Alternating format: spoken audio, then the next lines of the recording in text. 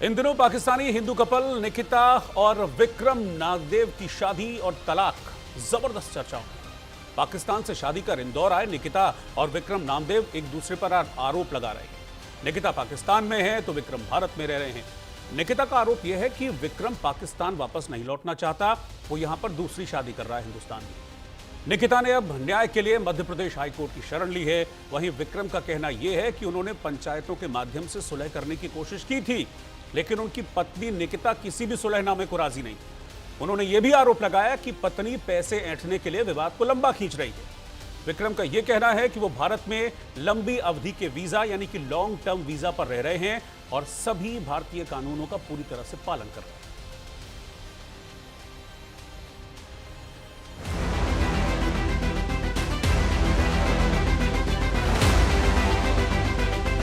इंदौर में पाकिस्तानी कपल विवाद अब हाईकोर्ट में पहुंच गया है। पाकिस्तान के हिंदू दंपति का विवाद जो लंबे समय से दो देशों में अलग अलग रह रहे हैं, अब सुलझने की बजाय और उलझ गया है। निकिता ने अपने पति पर गंभीर आरोप लगाते हुए हाईकोर्ट से सुरक्षा और न्याय की गुहार लगाई है। ये मामला पाकिस्तान के सिंध प्रांत में 2020 में हुई एक शादी से जुड़ा है। शादी के बाद पति पत्नी अलग अलग देशों में रहने लगे और रिश्तों में खटास बढ़ती चली गई। आखिरकार समझौता न होने पर निकिता ने मध्य प्रदेश हाईकोर्ट की इंदौर पीठ का दरवाजा खटखटाया। जब मुझे शिवानी डिंगरा के बारे में पता चला कि मेरे हस्बैंड उनसे एंगेजमेंट करने जा रहे हैं, वो भी इलीगली, तब मेरे वालिद ने, मेरे पिताजी ने शिवानी डिंगरा के पिताजी से रिक्वेस्ट की बाकायदा कि आपकी बेटी तो सिंगल है, आप हमारी बेटी का घर क्यों बर्बाद करें। शिवानी डिंगरा के पिताजी के चंद अल्फाज ये भी थे जो उन्होंने मेरे पिताजी को कहे थे। उन्होंने कहा था कि इंडिया का माहौल बहुत फॉरवर्ड है, इंडिया में लड़कियों के अफेयर हो जाते हैं, हम कुछ भी नहीं कर सकते। ये शिवानी डिंगरा के पिताजी के अल्फाज थे जो उन्होंने मेरे पिताजी को कहे थे जब उन्होंने अपनी बेटी के लिए उनसे रिक्वेस्ट की थी। 28 साल की निकिता ने याचिका दायर कर दावा किया है कि उनके पति विक्रम नागदेव बिना तलाक लिए भारत में किसी अन्य महिला से शादी करने की तैयारी कर रहे हैं। निकिता ने कोर्ट से मांग की है कि पति को पाकिस्तान भेजने का फरमान सुनाया जाए और पति को दूसरी शादी करने से रोका जाए। निकिता ने हाईकोर्ट से कहा कि उनका पति कानूनी जटिलताओं का फायदा उठाकर भारत में रह रहा है और दूसरी शादी करने की योजना बना रहा है, इसीलिए उसे भारत में अवैध तरीके से शादी करने से रोका जाए। मैं आज श्री नरेंद्र मोदी जी से, रिस्पेक्टेड किशोर कोडवानी जी से आज फिर से अपील करती हूँ कि आप प्लीज़ इसके ऊपर सख्त कार्रवाई करें और प्लीज़ विक्रम नागदेव को पाकिस्तान डिपोर्ट किया जाए और उसकी इलीगल स्टेप के लिए उसके ऊपर सख्त कार्रवाई की जाए। अब जाके मुझे पता चल रहा है कि मेरे हस्बैंड ने वहाँ पे इलीगली शिवानी डिंगरा से एंगेजमेंट की है, जबकि उनकी वेडेड लीगली वाइफ यहाँ पे पाकिस्तान में अपने माँ बाप के घर बैठी है। इस मामले में आरोपी पति विक्रम कुमार नागदेव ने पत्नी के सभी आरोपों को खारिज कर दिया। उन्होंने कहा कि शादी के बाद वो भारत आए थे, लेकिन निकिता अपनी मर्जी से पाकिस्तान वापस चली गई। विक्रम का कहना है कि उन्होंने पंचायतों के माध्यम से सुलह करने की कोशिश की, लेकिन पत्नी तैयार नहीं हुई। उन्होंने ये भी आरोप लगाया कि पत्नी पैसे ऐंठने के लिए विवाद को लंबा खींच रही है। विक्रम का कहना है कि वो भारत में लंबी अवधि के वीजा पर रह रहे हैं और सभी भारतीय कानूनों का पालन कर रहे हैं। उनका आरोप है कि पत्नी ने गलत आरोप लगाकर उन्हें बदनाम किया है, इसीलिए अब वो तलाक चाहते हैं। तो मेरा नाम है विक्रम कुमार नागदेव, जिसपे 2-3 दिन से बहुत आरोप लगाए जा रहे हैं किशोर कोडवानी के थ्रू और निकिता के नाम से। वो उनका काम है सिर्फ अनशन बातें करना। निकिता से मेरी शादी हुई थी 2020 में। उसके पिताजी ने किसी तरह उसकी शादी करवा दी थी, तो वो शादी के लिए एग्री नहीं थी। वो यहाँ आई, उसने बोला मैं जहर खा लूंगी।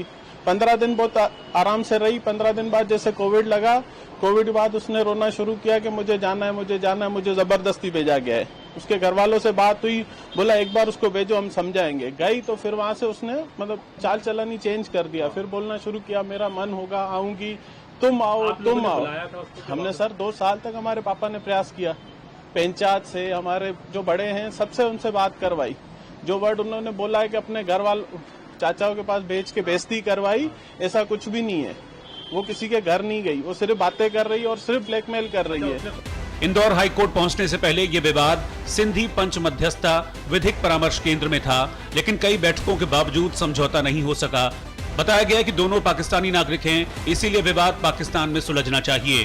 हमने माननीय उच्च न्यायालय के समक्ष ये प्रार्थना की है कि इस मैटर को या तो अथॉरिटीज़ को डायरेक्शन दिया जाए कि वो अच्छी तरह सुन लें और जो भी प्रॉपर स्टेप है वो उठा लें, अथॉरिटीज स्टेट गवर्नमेंट और केंद्रीय सरकार, मिनिस्टर ऑफ एक्सटर्नल अफेयर्स है, मिनिस्टर ऑफ होम अफेयर्स है, कुल 9 पक्षकार हैं जिसमें 6 अथॉरिटीज़ हैं, एक सिंधी पंच मध्यस्थता केंद्र है और ये दोनों पक्षकार भी हैं जिनसे ये दूसरी सगाई कर चुका है लड़का, दूसरी सगाई की तैयारियां हैं, मतलब शादी की तैयारी है। विक्रम नागदेव ने भारत स्थित मतलब भारत में रहने वाली दूसरी लड़की से सगाई कर ली है और उसी लड़की के कोई व्हाट्सएप पेजेस वगैरह से या कोई इंस्टाग्राम पेजेस से निकिता को कोई पेज मिला जिसमें सेव द डेट और 10 मार्च की डेट उसमें दी गई है संभावित विवाह की। इंदौर में बड़ी संख्या में सिंधी हिंदू मुसलमान लोग LTV या रेजिडेंशियल परमिट पर रहते हैं जो पाकिस्तान से प्रताड़ना के कारण भारत आए थे। इनमें से कई को बाद में भारतीय नागरिकता भी मिल चुकी है, लेकिन कुछ लोग वापस भी लौट गए हैं। अब ये शादी विवादों में फंस गई है। Bureau report, news India. और इस बीच एक ब्रेकिंग न्यूज आ रही है और बड़ी खबर है लूथरा ब्रदर्स से जुड़ी हुई, जिस पर सबकी नजर टिकी हुई थी। लूथरा ब्रदर्स को 2 दिन की ट्रांजिट रिमांड पर भेज दिया गया है। लूथरा ब्रदर्स को पटियाला हाउस कोर्ट में पेश किया गया था, जहां पर 2 दिन की ट्रांजिट रिमांड पर गौरव और सौरभ लूथरा को भेज दिया गया है। मैं आपको बता दूं कि गोवा में जो अग्निकांड हुआ था जिसमें 25 लोगों की मौत हो गई थी, वो कैफे लूथरा ब्रदर्स का था। उसके बाद ये थाईलैंड फरार हो गए थे, फिर ब्लू कॉर्नर नोटिस जारी किया गया और तमाम डिप्लोमेटिक चैनल्स को फॉलो करते हुए आज ही लूथरा ब्रदर्स की थाईलैंड से वापसी हुई है और यहां आने के बाद लूथरा ब्रदर्स को दिल्ली की पटियाला कोर्ट में पेश किया गया, जहां से इस वक्त का जो लेटेस्ट डेवलपमेंट है वो ये है कि लूथरा ब्रदर्स को 2 दिन की ट्रांजिट रिमांड पर भेज दिया गया है। इस वक्त की ब्रेकिंग न्यूज में आपको बता रहा हूं, गोवा पुलिस को लूथरा ब्रदर्स की तलाश थी क्योंकि गोवा में ही उनका ये कसिनो था, ये क्लब था जहां पर अग्निकांड हुआ था। इसमें बहुत सारी चीजें सामने आ रही हैं, बहुत सारी लापरवाहियां सामने आ रही हैं, उनकी डिटेल जांच होनी है, लूथरा ब्रदर्स से पूछताछ की जानी है। और जिस तरीके से लूथरा ब्रदर्स इस अग्निकांड के फौरन बाद हिंदुस्तान छोड़कर फरार हो गए थे, बैंकॉक चले गए थे, छुप रहे थे, एजेंसियों से छुपने की कोशिश कर रहे थे,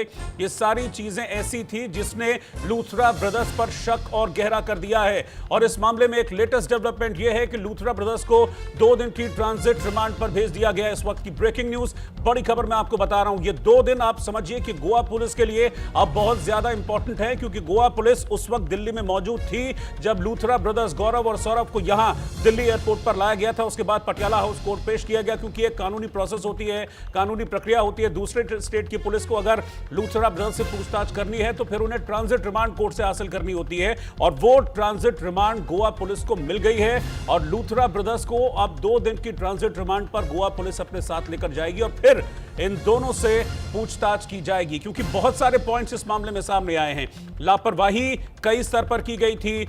यह भी जानकारी सामने आ रही है कि जो क्लब चल रहा था जिसमें आग लगी, उस क्लब का लाइसेंस वैध नहीं था, ऐसी भी जानकारी मिली है। इस मामले में कई लोग हैं जिनको अरेस्ट किया जा चुका है। लूथरा ब्रदर्स के करीबी अजय गुप्ता पहले ही अरेस्ट किए जा चुके हैं, कई और गिरफ्तारियां ऑलरेडी इस मामले में हो चुकी हैं, लेकिन सबसे ज्यादा तलाश थी इन लूथरा ब्रदर्स की।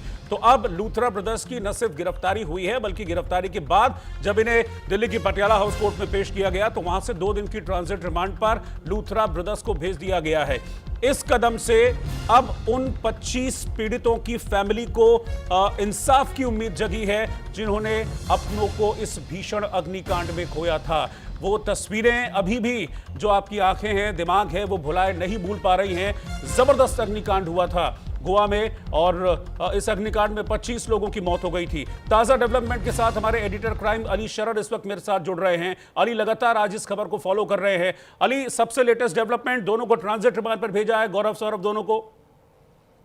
देखिए, बिल्कुल अभी 3 दिन की रिमांड याचिका लगाई थी। न्यायाधीश ने इस पूरे मामले की गंभीरता को देखते हुए 2 दिन की रिमांड दे दी है, यानी कि अगले 2 दिन तक पुलिस इनसे विस्तार से पूछताछ करेगी, जिसके बाद कई महत्वपूर्ण खुलासे होने की पूरी संभावना है, क्योंकि 25 लोगों की जान गई है। आखिरकार कौन इन्हें संघर्ष दे रहे थे, गोवा के अंदर कहाँ कहाँ इनके पब क्लब अभी बाकी हैं, तो ऐसे बहुत सारे सवालों के जवाब अभी मिलने बाकी हैं। हालांकि लगातार जो 25 लोगों की जब मौत हुई इस अग्निकांड में, उनके परिवार वाले यही गुहार लगा रहे हैं सरकार से कि उन्हें न्याय चाहिए, इस तरह की घटना दोबारा न घटे, उसके लिए मजबूत और ठोस कदम उठाया जाए, जिससे कि दोबारा किसी की इस तरह से जान न जाए। बिल्कुल अली, कोर्ट में क्या कोई दलीलें इनके जो फेवर के वकील थे, लूथरा ब्रदर्स को जो रिप्रेजेंट कर रहे थे, क्या कुछ पता चला है कि इन्होंने अपने क्लाइंट्स को बचाने के लिए क्या पॉइंटर्स रखे कोर्ट में? देखिए, साफ तौर पर न्यायाधीश के सामने ये तथ्य रखे गए। इन आरोपी पक्ष की तरफ से जो अधिवक्ता थे उन्होंने कहा कि इनका कोई कसूर नहीं है, ये अपने व्यक्तिगत काम से विदेश गए थे, लेकिन अनावश्यक रूप से इन्हें फंसाया जा रहा है, जबकि इनका कोई कसूर नहीं है। ये सिर्फ मालिक थे, लेकिन संचालक और जो चला रहे थे मैनेजर और बाकी स्टाफ चला रहा था उस पूरे पब को। तो इस तरह के तमाम तथ्य रखे गए, जिसको पूरी तरह से सिरे से खारिज कर दिया गया न्यायाधीश ने, और इस पूरे मामले की रिमांड दे दी है। तो ट्रांजिट रिमांड को पर इनको भेजा गया, यानी कि अगले 2 दिन गोवा पुलिस इनसे पूछताछ करेगी, और ये 2 दिन बहुत इंपॉर्टेंट होने वाले हैं, क्योंकि बहुत सारी चीजें हैं जो पर्दे के पीछे अब तक है उनका सामने आना बाकी है, और इन 2 दिनों में वो सारी चीजें लूथरा ब्रदर्स से जानने की कोशिश करेगी पुलिस। निश्चित तौर पर 3 दिन की रिमांड इसीलिए मांगी थी, लेकिन 2 दिन की रिमांड दे दी गई है, क्योंकि गोवा पुलिस थोड़ी सी देर से न्यायाधीश के सामने पहुंची थी। इससे पहले दिल्ली पुलिस मौजूद थी, लेकिन जिस तरह से तथ्य रखे गए उसके आधार पर 2 दिन की रिमांड दे दी गई। और ये माना जा रहा है जो अभी पुलिस ने खास करके न्यायाधीश के सामने जो पक्ष रखा वो बेहद गंभीर तौर से रखा गया, और कहा गया कि इसमें पूरी तरह से जांच होनी जरूरी है, क्योंकि इन लूथरा ब्रदर्स को कौन सपोर्ट कर रहा था, कौन इनके लोकल सपोर्टर हैं, वो जानना बेहद जरूरी है, और कहां-कहां इनके देश और विदेश में पब और क्लब हैं वो भी जानना जरूरी है, जिसके मद्देनजर न्यायाधीश ने इस पूरे मामले की गंभीरता को देखते हुए 2 दिन की रिमांड दे दी है। बहुत बहुत शुक्रिया अली शरर आपका इस खबर पर जानकारी देने के लिए। तो मैं आपको बता दूं कि लूथरा ब्रदर्स को 2 दिन की ट्रांजिट रिमांड पर भेज दिया गया है। हालांकि जैसा कि अली ने अभी बताया कि 3 दिन की रिमांड की मांग की गई थी, लेकिन कोर्ट ने 2 दिन की रिमांड मंजूर की है।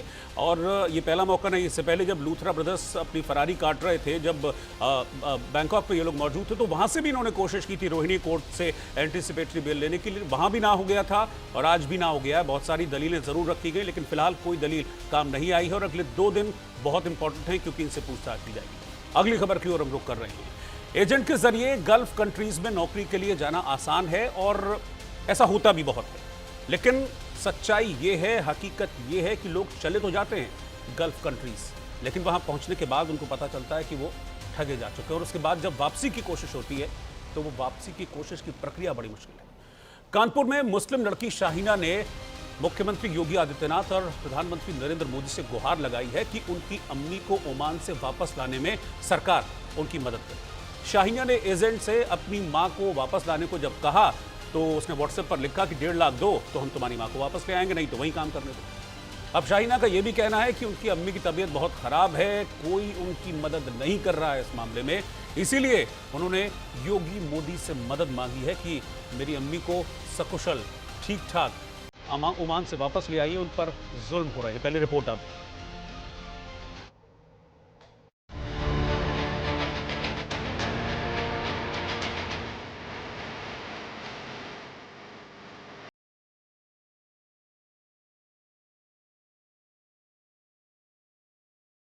कानपुर में मुस्लिम लड़की ने योगी मोदी से गुहार लगाई है कि उनकी अम्मी को ओमान से वापस लाने में वो उनकी मदद करे।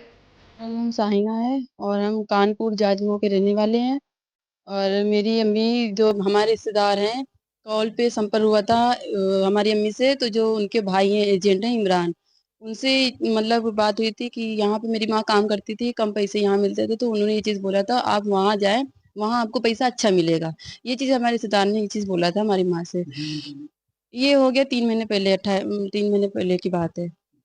फिर उसके बाद हमारी अम्मी से ये भी कहा गया था आपका एक पैसा नहीं लगेगा, आप एकदम फ्री में जाएंगे, और एक तरीके से 3 महीने के विजिट वीजा में मेरी अम्मी गई है। मेरी अम्मी कोई कॉन्ट्रैक्ट साइन नहीं हुआ है कि 2 साल का या 1 साल का, 3 महीने के विजिट वीजा में गई है। लड़की का आरोप है कि नौकरी का लालच देकर एजेंट ने उनकी अम्मी को ओमान भेजा, जहां 2 महीने से वो परेशान है, बीमार है। वो घर वापस जाने की गुहार लगा रही है, लेकिन एजेंट वापस लाने के लिए 1.5 लाख रुपए की मांग कर रहा है, धमकी भी दे रहा है। 28 तारीख को 3 महीना हो जाएगा, और ये भी कहा गया था अगर आपकी एज बहुत है, अगर आप काम कर सकेंगी तो ठीक है, नहीं अगर आप काम कर सकेंगे तो वापस आ जाएंगी। तो मेरी अम्मी इस वक्त बीमार बहुत है, क्योंकि मेरी अम्मी की अभी परसों बात हुई थी, मेरी माँ बहुत रो रही थी, और मेरी माँ ने बताया बेटा ऐसी बात है, वहाँ पे मेरी माँ की जैसे 4 औरतें और फंसी हैं वहाँ पे, वो भी परेशान है, बुखार में है और तबीयत खराब उनकी।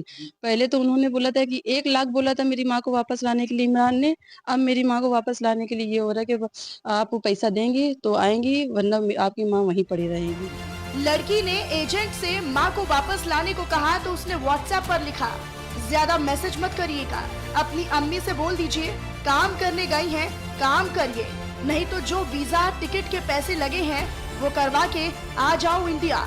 ये पढ़ लो फिर चैट करो। No voice. से बात नहीं कराई है, मेरी अम्मी से बात करा दीजिए प्लीज, हमको थाने में जवाब देना। ये परिवार दरअसल कानपुर के जाजमऊ का रहने वाला है। लड़की ने बताया कि चाची का भाई इमरान एजेंट है। उसने ही 3 महीने पहले अम्मी को ओमान भेजा था। वहाँ अम्मी के अलावा कई और औरतें भी फंसी हैं। मतलब उनकी हमने वीडियो कॉल पे बात हुई थी, वो बहुत ज्यादा बीमार थी, चक्कर खा के भी कई बार गिरी थी, ये भी बताया था। और उन्होंने ये बताया कि वहाँ पे मेरी जैसी 4 औरतें और फंसी हुई हैं। मेरे पास पैसा नहीं है। अगर मेरे पास पैसा होता तो हम पैसा दे के तो हम अपनी माँ को बुला लेते।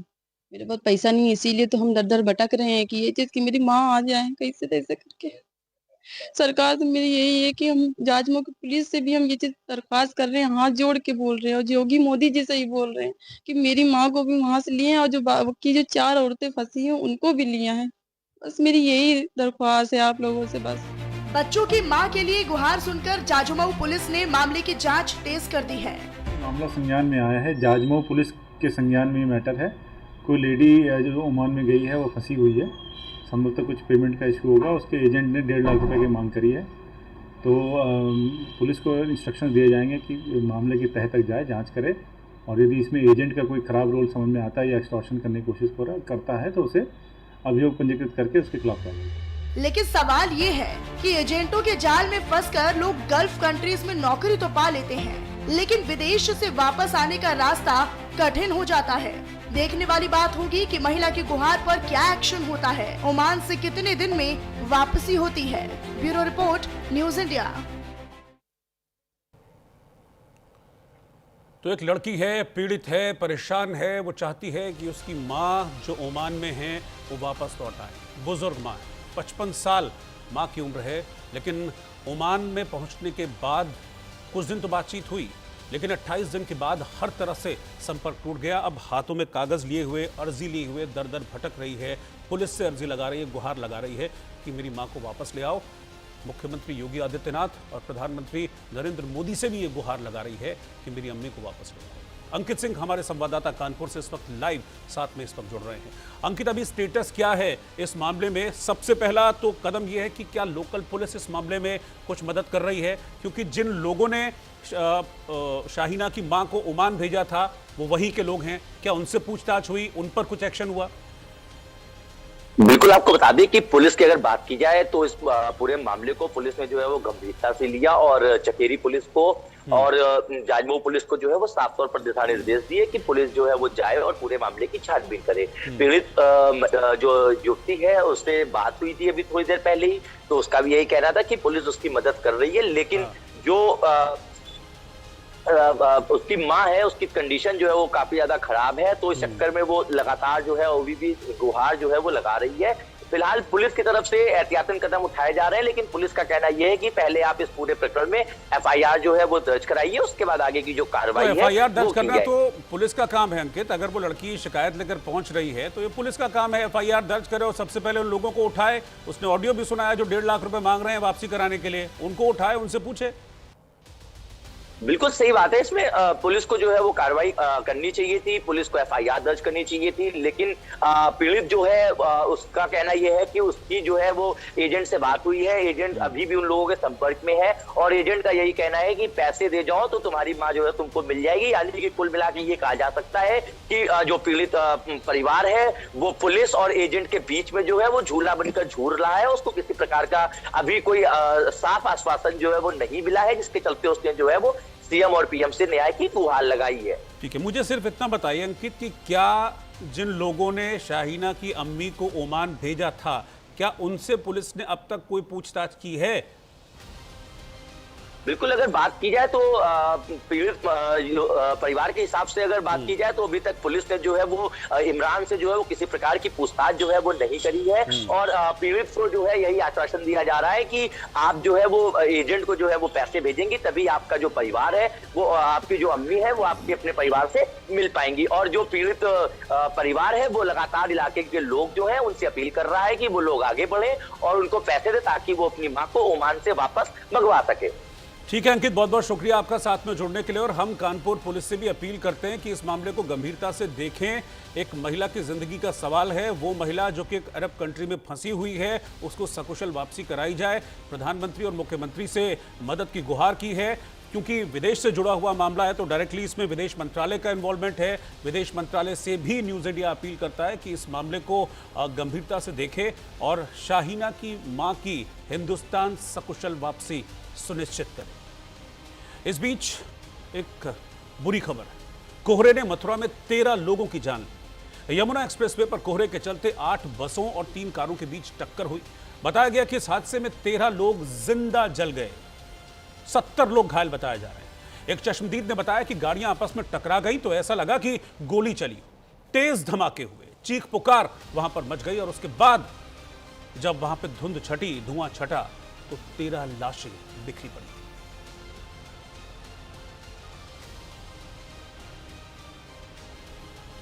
बताया जा रहा है कि ये हादसा कोहरे की वजह से हुआ है, क्योंकि एक्सप्रेसवे पर जबरदस्त कोहरा आजकल देखने को मिल रहा है। सुबह के वक्त रफ्तार का कॉकटेल था, धुंध छाई हुई थी, जिसके चलते गाड़ियां एक दूसरी गाड़ियों को देख नहीं पाई और एक के बाद एक गाड़ी टकराई। लेकिन सिर्फ टक्कर नहीं हुई, जैसे ही टक्कर हुई उसके बाद जोरदार धमाका हुआ, फिर बसों में आग लग गई।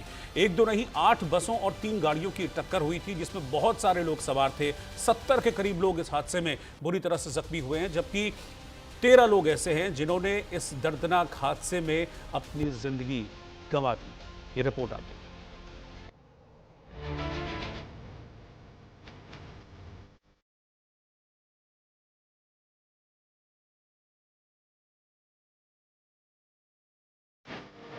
मथुरा में यमुना एक्सप्रेस वे पर कोहरे के चलते 8 बसें और 3 कारें भिड़ गई।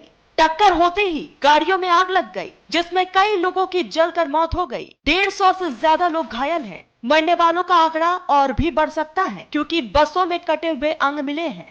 तड़के 8 बसें और 3 कारों में टक्कर हुई, सभी गाड़ियां जल गई। ये बसें अधिकतर स्लीपर थी, ऐसे में अधिकतर यात्री सोए हुए थे। इसी वक्त टक्कर हुई और आग लग गई। हादसे के बाद मौके पर पहुंची पुलिस और फायर ब्रिगेड की टीम ने आग पर काबू पाया। हादसे में घायल लोगों के लिए राहत बचाव ऑपरेशन शुरू किया गया। 20 एम्बुलेंस से 150 लोगों को अस्पताल भेजा गया। एक चश्मदीद ने बताया कि गाड़ियां आपस में टकराई तो ऐसा लगा जैसे गोली चली हो। तेज धमाके हुए और पूरा गांव आनन फानन में यहां पहुंच गया। सभी लोगों ने तत्काल मदद की। थोड़ा बहुत था, बस एकदम पीछे से कोई भिड़ी है, एकदम पूरा उसमें धुआं हो गया है। फिर बड़ी मुश्किल जान बचा के बाहर आए उसमें से। पब्लिक ऊपर कूदे जा रही थी एक दूसरे के, बस एकदम भागने को तैयार बाहर को।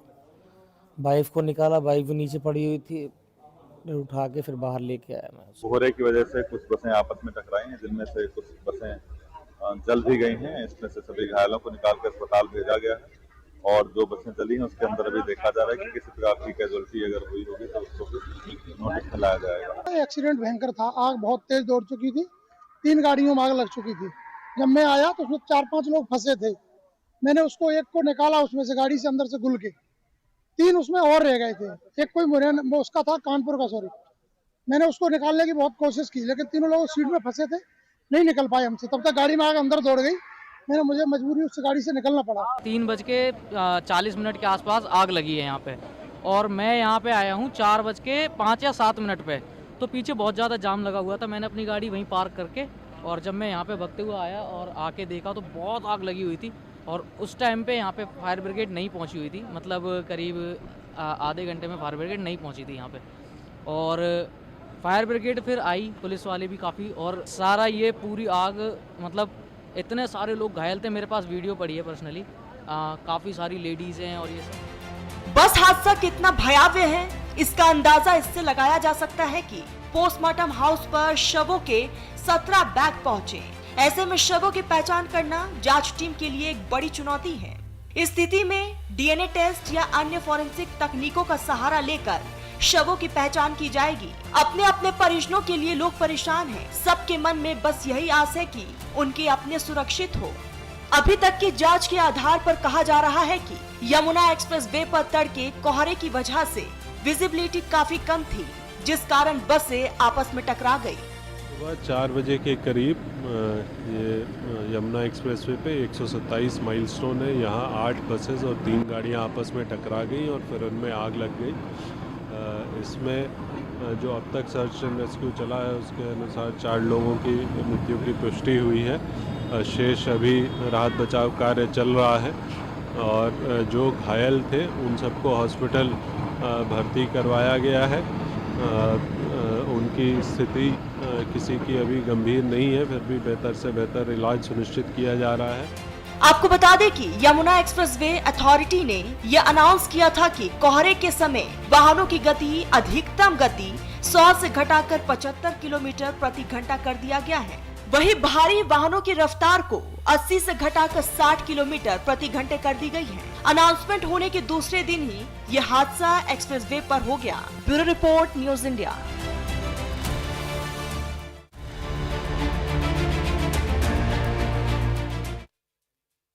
वृंदावन के बांके बिहारी मंदिर से बड़ी खबर